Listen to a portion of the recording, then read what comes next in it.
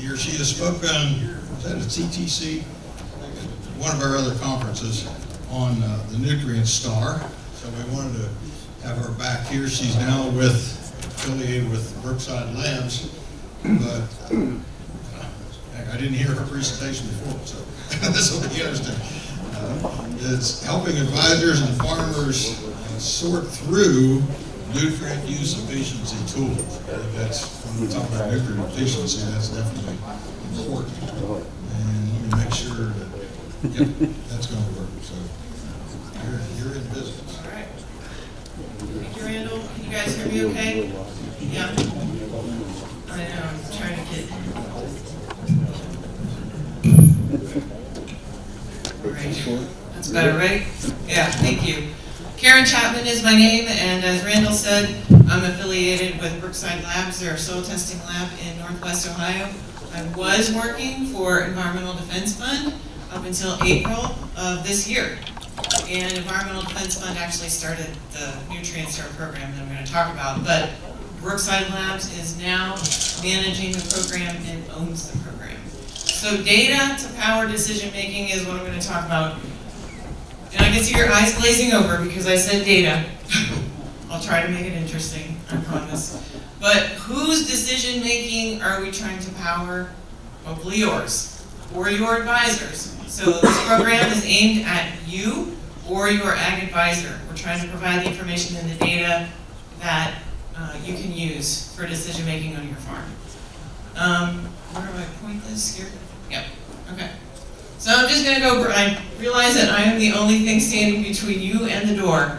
So I am going to be as brief as I can with each of these and get the point across, and hopefully you will be interested enough to go to the Nutrient Star website and or talk to me afterwards about being involved in the program. So I'll go through the why, who, what, how, and all the main points. So why Nutrient Star? Well, the other day I was in the grocery store. I think I was shopping for shampoo, and there was a gentleman who was pacing up and down the aisle, and he looked really lost and confused. And finally he came up to me and he said, "My wife sent me to get Dove shower soap. Do you have any idea where I can find Dove shower soap?" And I looked at the shelf and I said, "Yeah, I think so, but I can see why you're confused." And so I helped him out. And then when we found the Dove shower soap, of course there were how many different fragrances? What does she want? Coconut? Lavender? Aloe vera? I don't know. So, you know, it was a whole decision-making process and he had too many choices. But why is that relevant? You have a lot of decisions to make too about what products you buy and what you use on your farm. I know you're getting approached all the time by different companies selling different products. How do you know which one works on your farm? How do you know what to use? And how do you know what to use it with? What form of fertilizer? There's a lot of different companies out there and there are a lot of different products. And to make things more complicated, of course, there are a lot more products coming on the market, biological products and those types of products that all have, if you look at their marketing and advertising, they are all going to do great things for you and great things for your farm, right? So we know it's all going to work, don't we?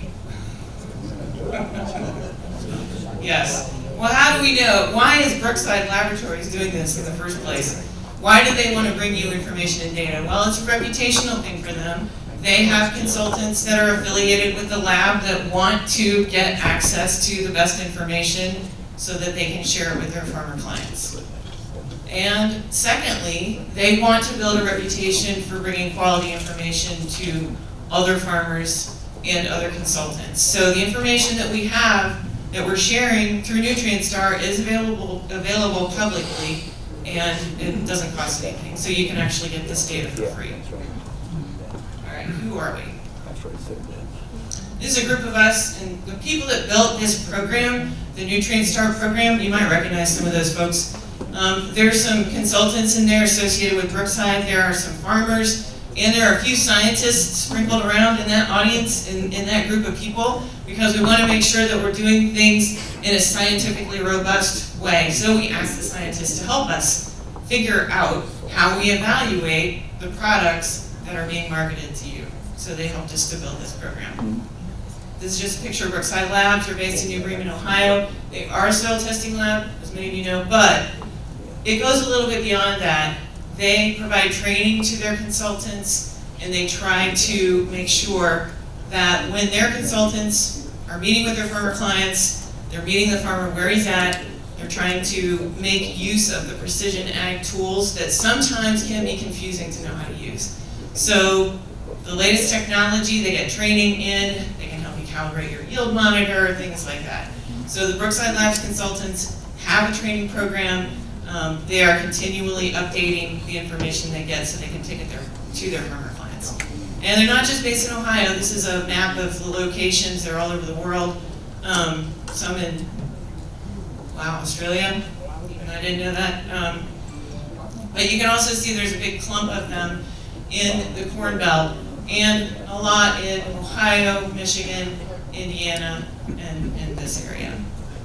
So who are the companies that we've worked with in the past? The data that we get comes from studies that have been done on a lot of products that were manufactured by these companies. We ask the companies for their data as well, if they have data in their records that they're willing to share, and sometimes we do get data from them. We've also worked with other entities listed on here. The Joyce Foundation is a foundation that funded the program early on. Of course, I mentioned Environmental Defense Fund, EDF. Ohio State, of course, we've worked with Ohio State, conducting some field trials. So a lot of partnerships go into the work that we're doing. So we share information. I would love to have a really fancy app, but we don't yet. That's something that we've been looking at, trying to put information on your phone, basically, or on your iPad that you can access. We don't have that yet, so mostly the information is on our website, nutrientstar.org, O-R-G, right now. And you can see the list of products that we have information on, just like what I showed you before, those companies. And you might say, well, that's not very many products. True, it isn't. There's a reason for that, and I'll tell you in a minute. Where do the data come from? I worked with a scientist, and I was always saying, where does data come from? We're calling data singular, So he drilled it into my head that data are plural. So now I always say, where do data come from? Or where does data come from? Which one is it? I don't know. Anyway, this is where we get the data. Literature reviews. So how many of you guys read peer-reviewed scientific papers about Agritain? Oh, a few. One or two. Okay. I don't want to read that. It's really dense. There's a lot of information. There's a lot of data collecting and a lot of scientific mumbo jumbo that goes into talking about their trials. It's hard to figure out what exactly the study is saying. So what we try to do is we bring it all together, we try to interpret it, and we try to give you kind of the bottom line of what the research says. You can go in deeper if you want, and you can even get all the sources of that information, and you can read the papers if you want to. It's all there. But we also try and give you just the basics, so that you don't have to wade through all that. I'm going to talk about field trials too, because that's one of the things that we're going to get back to. University research. I think some of those products probably on that list that I showed you were likely tested in Worcester, no doubt. Because universities do a lot of the research on these products. Companies pay for it. We have a data sorting tool, so if you want to know about just one product like Agritain, you can go into this sorting tool on our website, and you can say, I just want to know about Agritain. What were the results for that? Or you can say, I just want to know about Agritain in corn. Or I just want to know about N-Serve, or, you know, another product, name one, and I only want to know what happened in Ohio. Are there any trials in Ohio? So you can go through and sort by those different variables to see which is the most important to you. We have other education on the website. It can be confusing. Most of these products are stabilizers, right? So they're urease inhibitors or nitrification inhibitors. But we have additional education on the website that tells you what they are, what their mode of action is, what function they serve. This is just an example. There's more information like this on the website. All right, now, don't fall asleep, okay?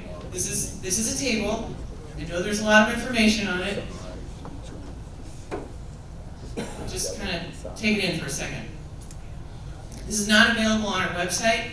I put this table together comparing all of the products that we have information on, number of trials, where the number of locations where they were tested, when, the form of N they were tested with, because everything is a nitrogen-based product. There's very few phosphorus. Avail is the only one. Average yield increase for that trial, and then the yield increase range.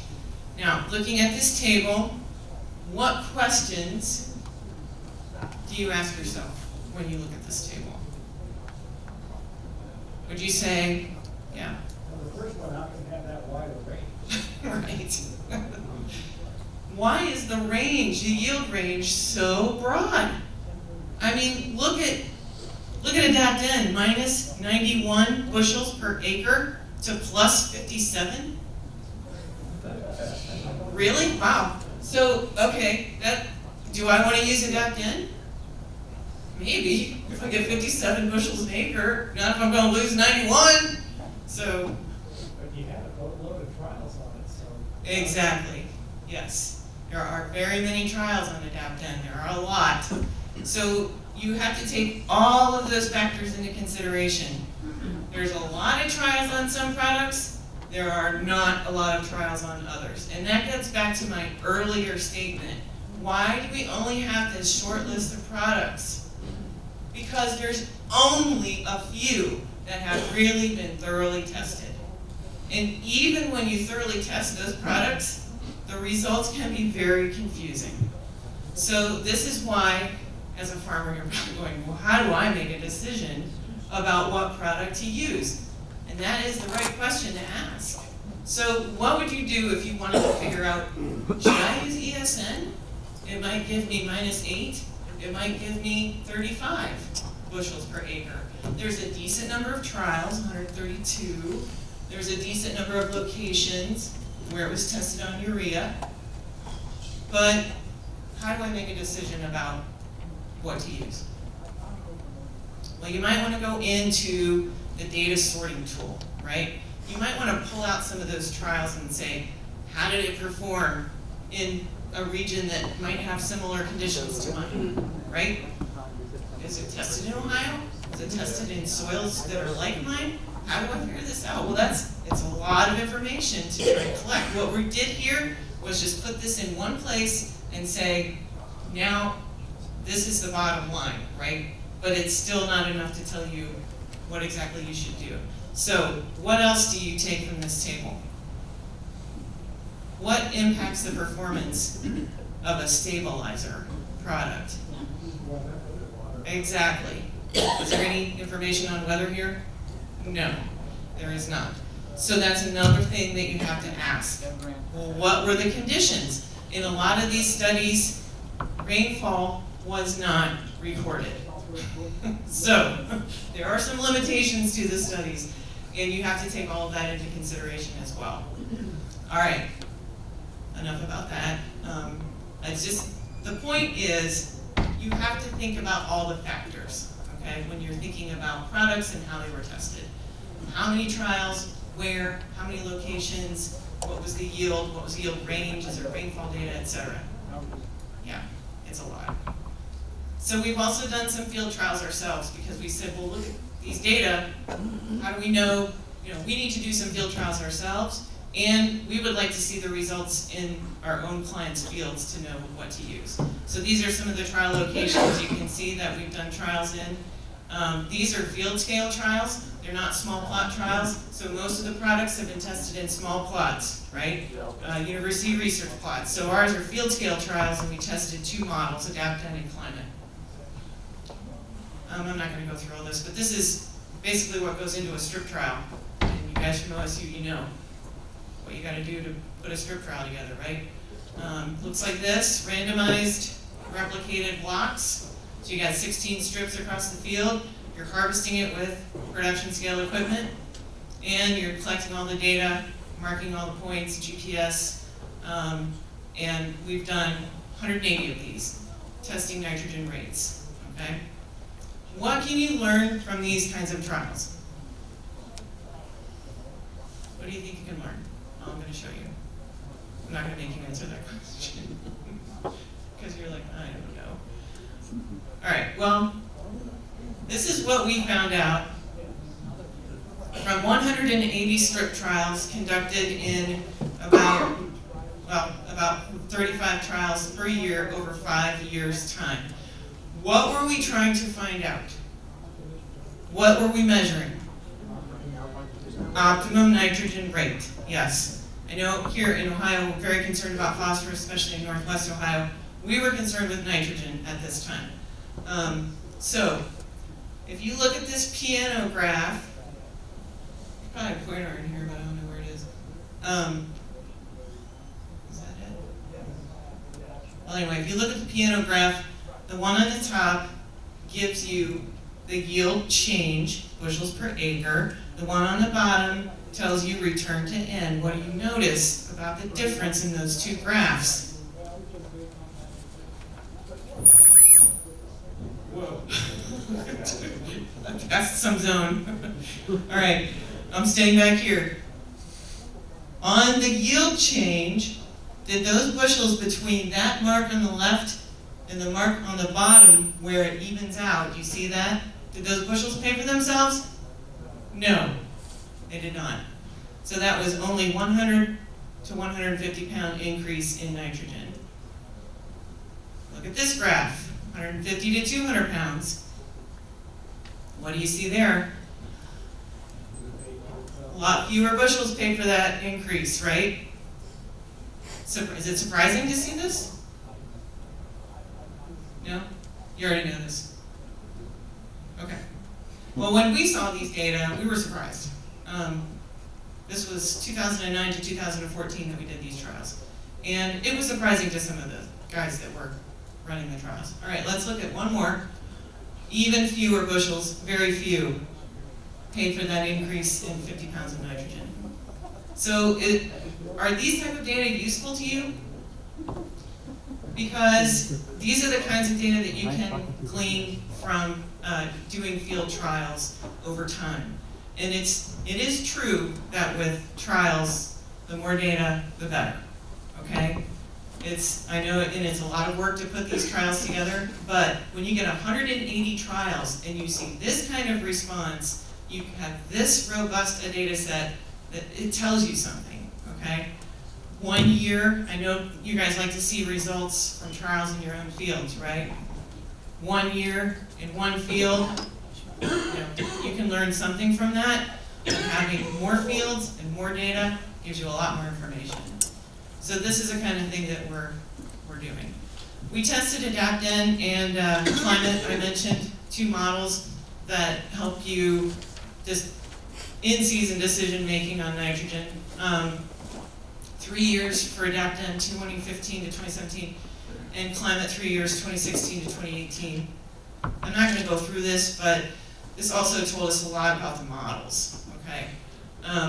One thing we noticed was Climate did increase, did some work on their model between the first trial and the last. Okay. So they made some improvements in their model to help it.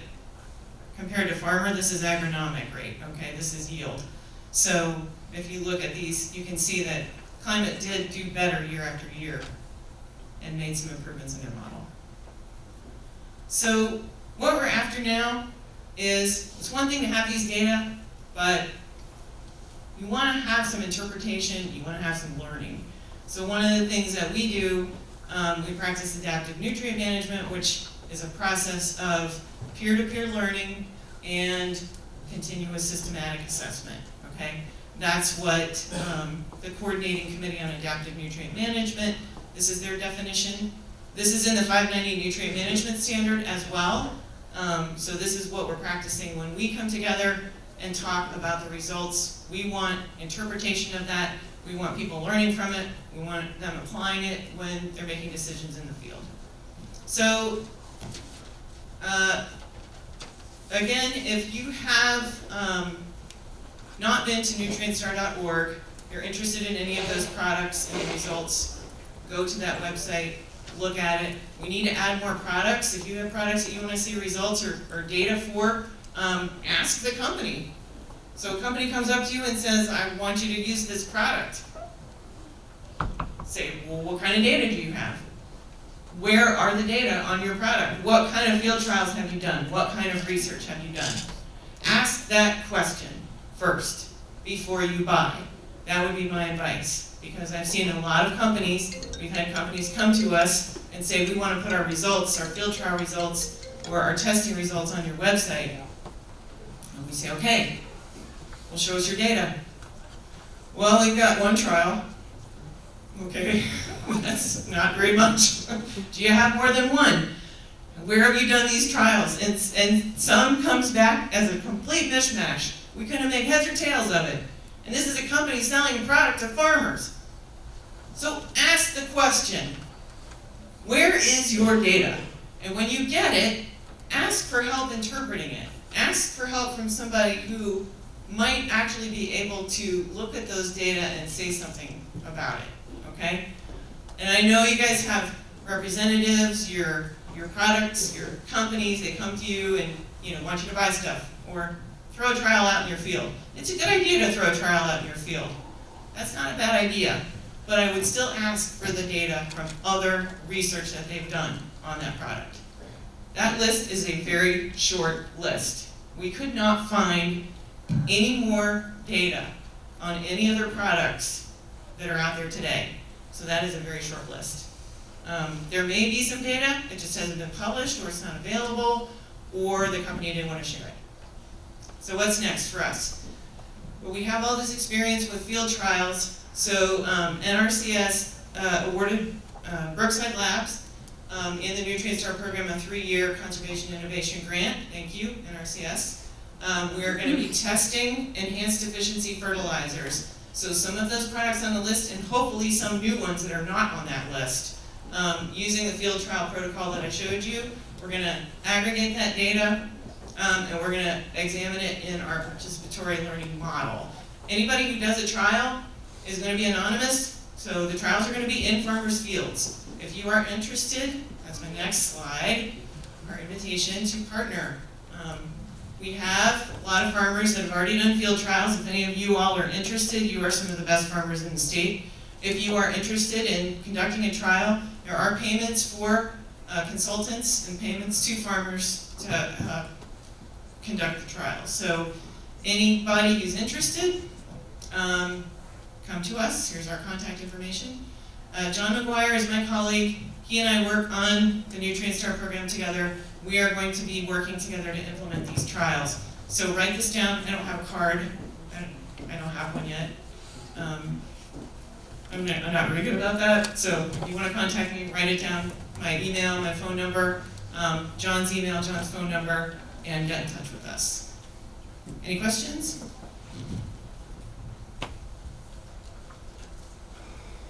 Yeah, I know, you guys are late. End of the day. It's time to go. This was fantastic information, Karen, and thank you for sharing it with us. And I want to thank all of you for staying here to learn more about Nutrient Star. Let's give her a round of applause.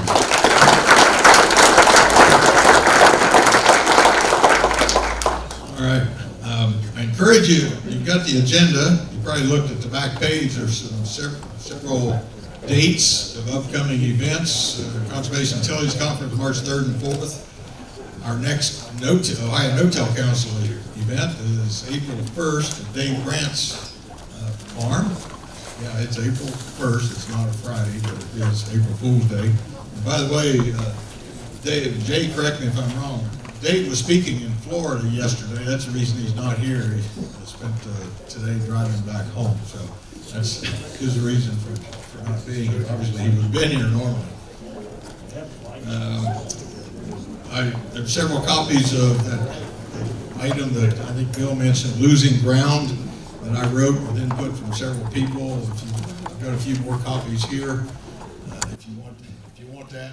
That started out with input from Alan Sundermeyer, who looked at that list of 10 and said, why isn't no-till on there? So that was what started the writing, and then it's kind of evolved into different things since then, and I still don't know what to do with it other than share it with you folks. So I think it was Bill Richards said, I want to make copies of it and give it to you. So, and who knows? There were some encouraging things, weren't there, that Dorothy Polanda shared with us here, that Lend-Lease was some way of providing some funding to get some of this big expensive equipment, at least in trials on your farm. There's one unit I know in terms of injecting fertilizer that I've worked with a little bit, but it's expensive, and it might take a $500,000 investment to get started on it in a big way. Anyway, Jan? Oh, CCA credits. You didn't hear.